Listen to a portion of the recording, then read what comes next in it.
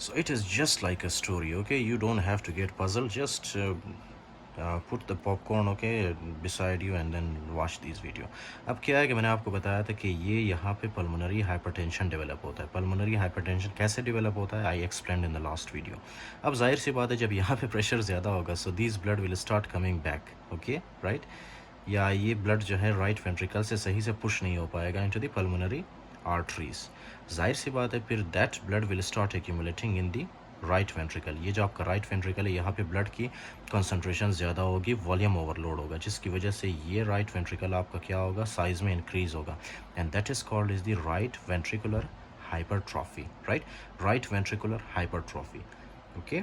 अब right ventricular hypertrophy में जब आप फॉर एग्जांपल सुनते हो तो आपको क्या ये आपको फील होता है, right. That will present with the right parasternal heave, okay, right parasternal heave. अब ये बातें तो मैं आपको इस लेक्चर में तो नहीं बता सकता, but I will upload a separate video, okay, कि ये राइट पेरास्टर्नल हीव क्या है, राइट. एट्रियल फिब्रिलेशन वगैरह I will explain in the separate video. तो जाहिर सी बात है ना, these things are very conceptual, okay. यहाँ पे जब प्रेशर ज़्यादा होता है, जब वॉल्यूम ओवरलोड होता है तो फॉर लॉन्गर टाइम क्रॉनिकली जब यहाँ पे वॉल्यूम ओवरलोड होता है तो ये राइट वेंट्रिकल की क्या होती है, hypertrophy, right. It will increase in size.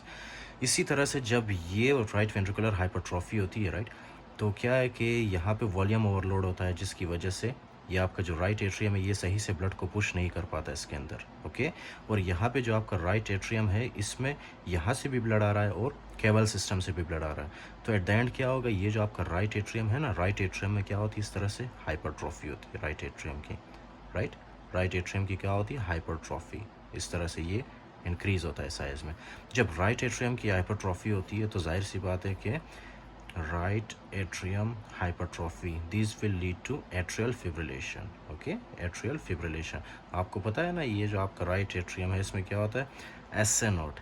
तो जाहिर सी बात है जब इसकी हाइपरट्रॉफी होती है तो that will lead to disturbance in the S node and that will lead to atrial fibrillation. Atrial fibrillation I will explain this, okay, in the cardiac rhythm lecture की एट्रियल फिब्रिलेशन होता क्या है. अच्छा, एक तो ये आ गया हमारे पास. First finding was pulmonary hypertension, second finding was right ventricular hypertrophy, third finding was right atrial hypertrophy, okay, right. आपको पता है ना ये जो हमारा हार्ट है, ये जो inferior vena cava ये क्या करता है normally, late me explain for you. ये inferior vena cava हमारे लोअर पार्ट ऑफ बॉडी से क्या करता है, डीऑक्सीजनेटेड ब्लड को लाता है into the right atrium. Now listen very carefully. अगर हमारे फॉर एग्जांपल लोअर लिम्ब में या हमारा मतलब हमारे लोअर वेसल्स में, राइट, अगर कोई थ्रोम्बस बना हो और वो थ्रोम्बस डिटेच होके एक एम्बुलाई की सूरत में अगर वो इन्फीरियर वेना केवा में इंटर करता है, राइट, वो एम्बुलस, आपको पता है ना एम्बुलस क्या है. अगर वो एम्बुलस जो है क्या करता है, अगर वो एम्बुलस लोअर लिम्ब से ऊपर की तरफ आना स्टार्ट कर दी through the inferior vena cava, तो ऑब्वियसली वो जो एम्बुलस है वो कहाँ पे आएगा, वो हमारे राइट एट्रियम में आएगा. फिर यहाँ पे क्या है, यहाँ पे एक होल है, ओके. इन दो एट्रिया के बीच में क्या है, एक वहाँ पे एक सुराख बना है जिसकी वजह से ये जो एम्बोला है ये जाहिर सी बात है कि ये जाएगा इनटू दी लेफ़्ट एट्रियम. फिर लेफ़्ट एट्रियम से ये लेफ़्ट वेंट्रिकल में, फिर लेफ़्ट वेंट्रिकल से ये एम्बोलाई कहाँ पे जाता है, इनटू दी एओर्टा. फिर एओर्टा से ये एम्बोलाई जा सकता है हमारे ब्रेन वेसल्स में जिसकी वजह से स्ट्रोक हो सकता है, okay, fine. So this is very important, right, कि इसको हम क्या कहते हैं, इसको हम कहते हैं paradoxical emboli, right. Paradoxical emboli, paradoxical emboli, right. अच्छा, तो ये पैराडॉक्सिकल एम्बोलाई हमारे पास आया है फोर्थ फाइंडिंग में, okay, as a clinical feature. Now what is the fifth finding, let me explain for you, this is very important, okay.